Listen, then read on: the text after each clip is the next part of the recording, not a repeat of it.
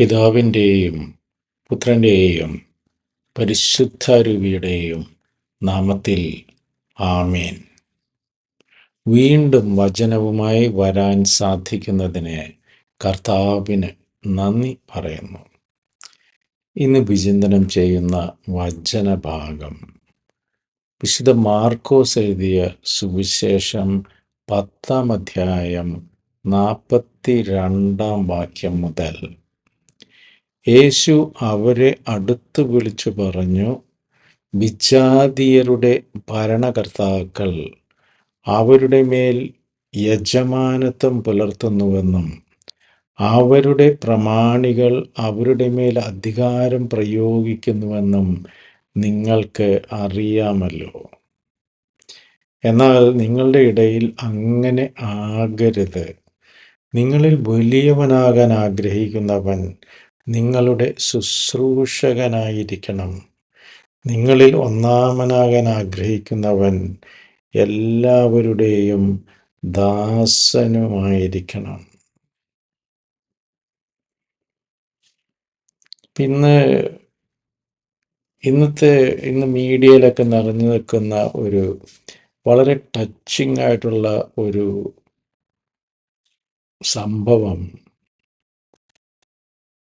അഭ്യസ്തവിദ്യയായ ഒരു ചാർട്ടേഡ് അക്കൗണ്ടൻ്റായ ഒരു യുവതി അമിതമായ ജോലിയിലുള്ള പ്രഷർ കാരണം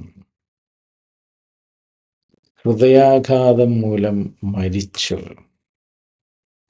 അവർക്ക് വിശ്രമം കിട്ടിയില്ല. അവരുടെ ബോസുമാര് കൂടുതൽ ജോലി അവരുടെ എക്സ്പീരിയൻസ് ഒന്നും നോക്കാതെ കൂടുതൽ ജോലി അവരെ ഏൽപ്പിച്ചു. അവരാണെങ്കിൽ അത് നോ പറയാതെ എല്ലാത്തിനും യേസ് പറയുകയും നിരന്തരം ഉറക്കമൊഴിച്ച് ഭക്ഷണം പോലും ഒക്കെ ഉപേക്ഷിച്ച് ആ ജോലി ചെയ്യുകയും അങ്ങനെ വിശ്രമമില്ലാതെ ചെയ്യുക വഴി അവർ മരണപ്പെടുകയും ചെയ്തു. വളരെ ഖേദകരമായ ഒരു ന്യൂസാണ്. പക്ഷേ ഇന്നത്തെ ആധുനിക ലോകത്തിൽ മരിച്ച് ജീവിക്കുന്നവരാണ് ഭൂരിഭാഗം ജോലിക്കാരും.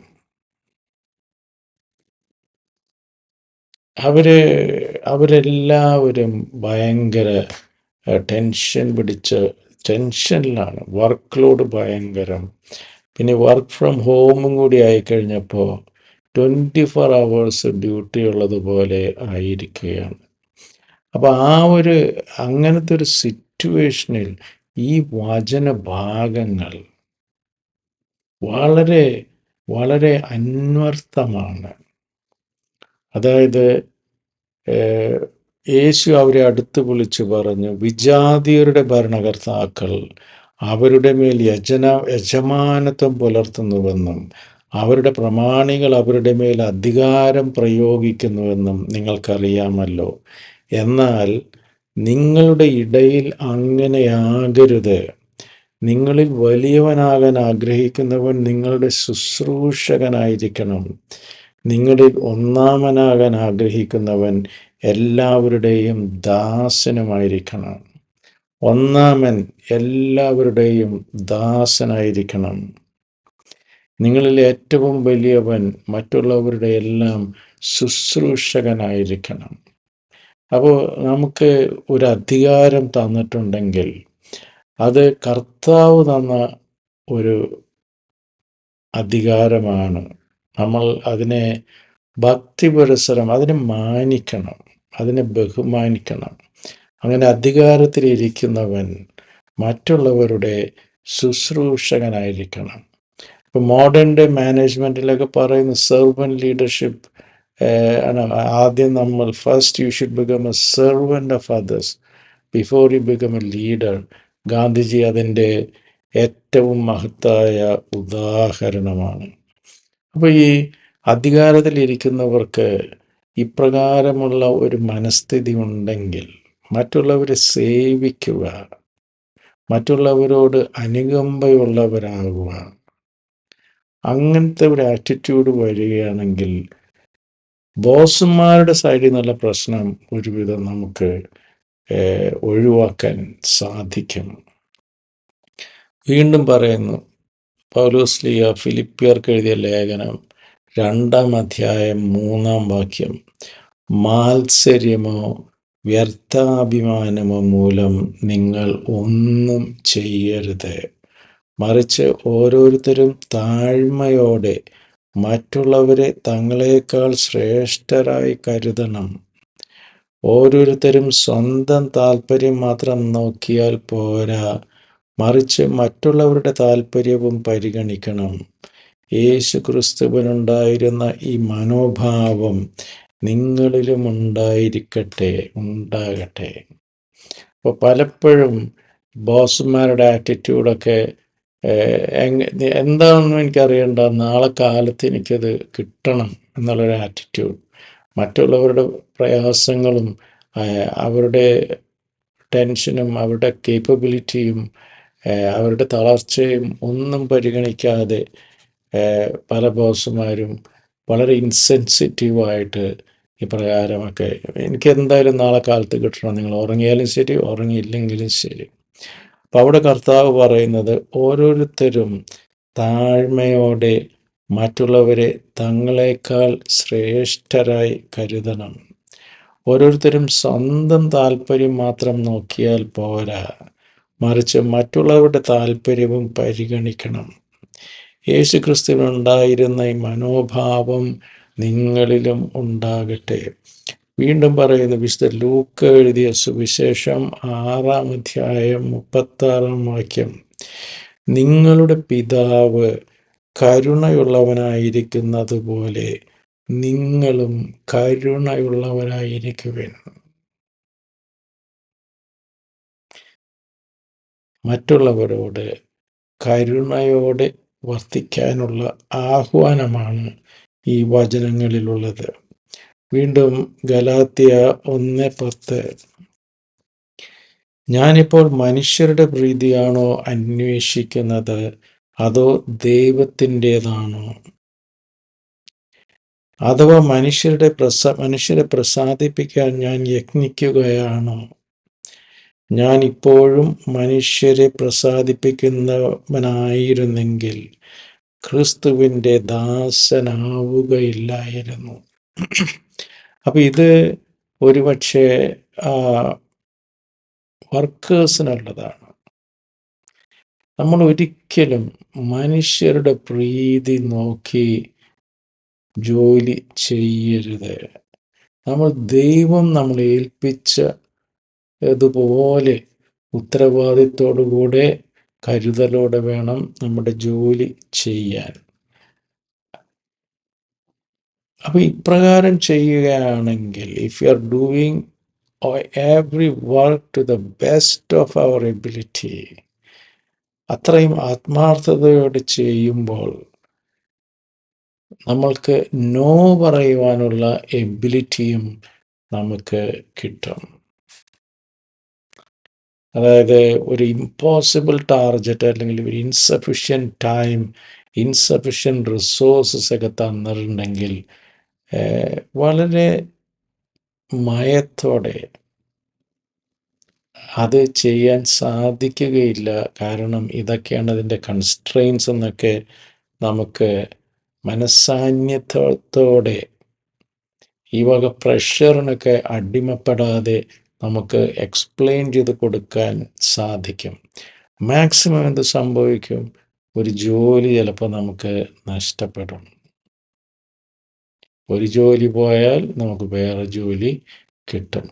അപ്പോൾ ഇത് ഒരു പ്രോബ്ലം, ഒരു MNC കമ്പനിയിൽ ഒക്കെ വർക്ക് ചെയ്യുമ്പോൾ ശമ്പളമൊക്കെ നല്ല ശമ്പളം ഉണ്ടാവും. അപ്പോൾ അത് നമ്മുടെ ഒരു പ്രസ്റ്റീജിൻ്റെ ഭാഗമാകുന്നു.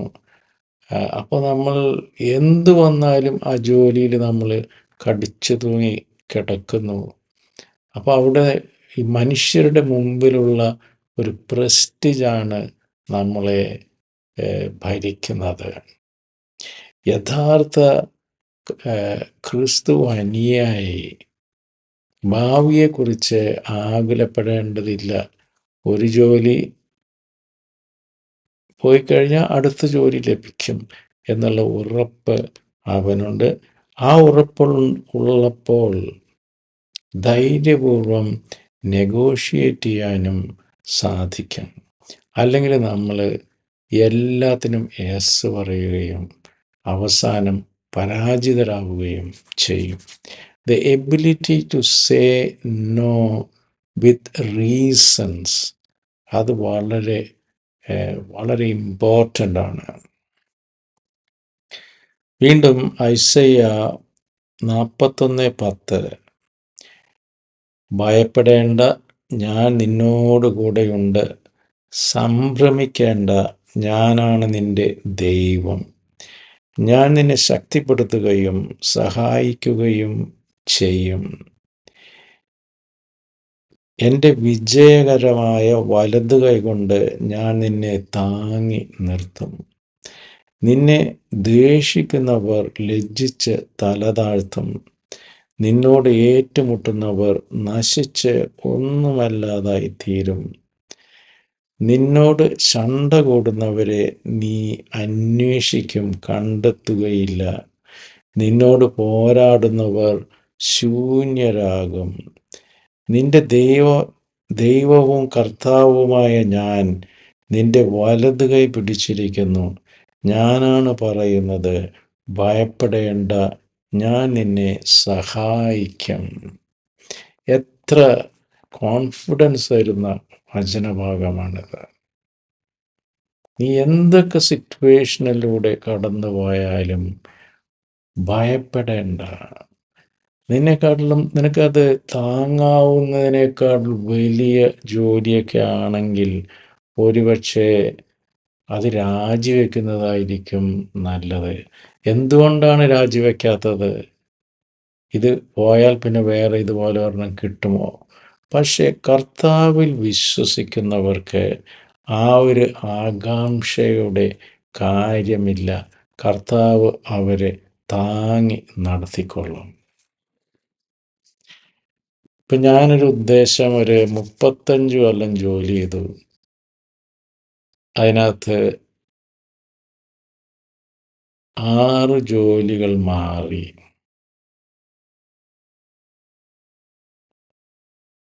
അതിൻ്റെ ഇടയ്ക്ക് ജോലി ഇല്ലാത്ത സമയങ്ങളൊക്കെ ഉണ്ടായിരുന്നു. പക്ഷെ ഇന്ന് തിരിഞ്ഞു നോക്കുമ്പോൾ ആ ഓരോ ജോലി ചിലതൊക്കെ നഷ്ടപ്പെട്ടതാണ്, വേറെ ചില കാരണങ്ങൾ കൊണ്ട് റിസൈൻ ചെയ്തതാണ്. അപ്പോൾ ഓരോ മാറ്റവും പിന്നീട് നമ്മൾ തിരിഞ്ഞു നോക്കുമ്പോൾ അത് ഉയർച്ചകളായിരുന്നു, അത് കർത്താവിൻ്റെ പദ്ധതികളായിരുന്നു. ആ നിമിഷത്തിൽ അത് വലിയ പ്രശ്നമായിരുന്നു. പക്ഷേ പിന്നീട് നമ്മൾ തിരിഞ്ഞു നോക്കുമ്പോൾ പടിപടിയായി കർത്താവ് നമ്മളെ ഉയർത്തുകയായിരുന്നു. അതുകൊണ്ട് ഈ ജോലിയൊക്കെ നമുക്ക് പറ്റാതെ വരികയാണെങ്കിൽ നമുക്ക് നോ പറയുവാനുള്ള റൈറ്റ് കർത്താവ് നമുക്ക് തന്നിരിക്കുന്നു. അത് ധൈര്യമായിട്ടത് ചെയ്യാം. ആരെയും എതിർക്കുകയല്ല, ആരോടും വഴക്കടിക്കുകയല്ല. എന്നെക്കൊണ്ടിത് ചെയ്യാൻ സാധിക്കുന്നില്ല, സോ ഐ ആം ലീവിങ്. ആ ഒരു ആറ്റിറ്റ്യൂഡ് നമ്മൾ വന്നു കഴിഞ്ഞാൽ പിന്നെ നമുക്ക് നമ്മുടെ ബോസുമാരൊക്കെ ആയിട്ട് നെഗോഷിയേറ്റ് ചെയ്യാൻ സാധിക്കും. അപ്പോൾ the first prerequisite for effective negotiation is the willingness to lose. ഈ ജോലി ഏറ്റവും ഇമ്പോർട്ടൻ്റ് ആണ്. എനിക്ക് ഈ പണി പോയാൽ ഞാൻ പിന്നെ ഇല്ല എന്നുള്ളൊരു ആറ്റിറ്റ്യൂഡ് ആണെങ്കിൽ നമുക്കൊരിക്കലും നെഗോഷിയേറ്റ് ചെയ്യാൻ സാധിക്കുകയില്ല. അതേസമയം ഇത് ഇന്നത്തെ ജോലിയാണ്, ഇതില്ലെങ്കിൽ വേറെ ജോലിക്ക് ഞാൻ പോകും, കർത്താവിനെ വഴി നടത്തും എന്ന ഒരു ആറ്റിറ്റ്യൂഡ് ഉള്ളവർക്ക് റിലാക്സ് ചെയ്യാൻ സാധിക്കും. കാരണം കർത്താവാണ് നമ്മളെ വഴി നടത്തുന്നത്. പക്ഷേ എല്ലാം നമ്മുടെ തന്നെ ബുദ്ധി കൊണ്ട് ലോജിക്കും ബുദ്ധിയൊക്കെ ഉപയോഗിച്ച് സോൾവ് ചെയ്യാൻ ശ്രമിച്ചു കഴിഞ്ഞാൽ we'll be under pressure and we will succumb to that pressure. കർത്താവിന് വിട്ടുകൊടുത്തേക്കുക. നമുക്ക് ചെയ്യാനുള്ളത് നന്നായിട്ട് നമ്മൾ ചെയ്യുക. കർത്താവിൻ്റെ സഹായം ചോദിക്കുക. ശുഭാപ്തി വിശ്വാസമുള്ളവരാകുക. ഈ മനുഷ്യരുടെ മുമ്പിൽ വലിയവനാകാനുള്ള അല്ലെങ്കിൽ വിജയിയാകാനുള്ള ആ ത്വര വേണ്ട. കർത്താവാണ് നമ്മളെ നയിക്കുന്നത്. നമുക്ക് കർത്താവിൻ്റെ മുമ്പിൽ പരിശുദ്ധിയുള്ളവരാകാം. ബാക്കിയെല്ലാം നമ്മൾക്ക് ചേർത്ത് നൽകപ്പെടും.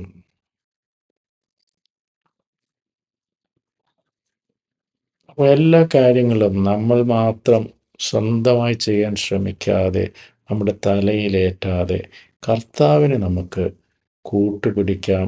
ജീവിത പ്രതിസന്ധികളിൽ കർത്താവ് നമ്മളെ മുന്നോട്ട് തീർച്ചയായും നയിക്കും. ഒരു കാര്യം മറക്കരുത്, നമ്മുടെ ശരീരം ക്രിസ്തുവിൻ്റെ ആലയമാണ്. അതിനെ സംരക്ഷിക്കേണ്ട ഉത്തരവാദിത്വവും നമ്മുടേതാണ്. പ്രാർത്ഥിക്കാൻ നമുക്ക് സമയം വേണം. 7 മണിക്കൂറെങ്കിലും ഉറങ്ങാൻ നമുക്ക് സമയം വേണം. ഇനി ഒരു ദിവസം ഉറങ്ങാൻ പറ്റിയില്ലെങ്കിൽ കോമ്പൻസേറ്ററി ഓഫ് നമുക്ക് കിട്ടണം. കാരണം നമ്മൾ ക്രിസ്തുവിനാൽ സൃഷ്ടിക്കപ്പെട്ട, ക്രിസ്തുവിൻ്റെ ഛായയിൽ സൃഷ്ടിക്കപ്പെട്ട ക്രിസ്തുവിൻ്റെ മക്കളാണ്. ആർക്കും നമ്മളെ അടിമകളെപ്പോലെ പണിയെടുപ്പിക്കുവാനുള്ള അവകാശമില്ല. അങ്ങനെ ഒരു അവകാശം നമ്മൾ വിട്ടുകൊടുക്കേണ്ടതുമില്ല. പൂർണ്ണമായും കർത്താവിൽ ആശ്രയിച്ചുകൊണ്ട് നമുക്ക് മുന്നേറാം. നമ്മൾ ഒറ്റയ്ക്കല്ല, നമ്മുടെ അബ്ബ പിതാവ് നമ്മളെ മുന്നോട്ട് നയിക്കും.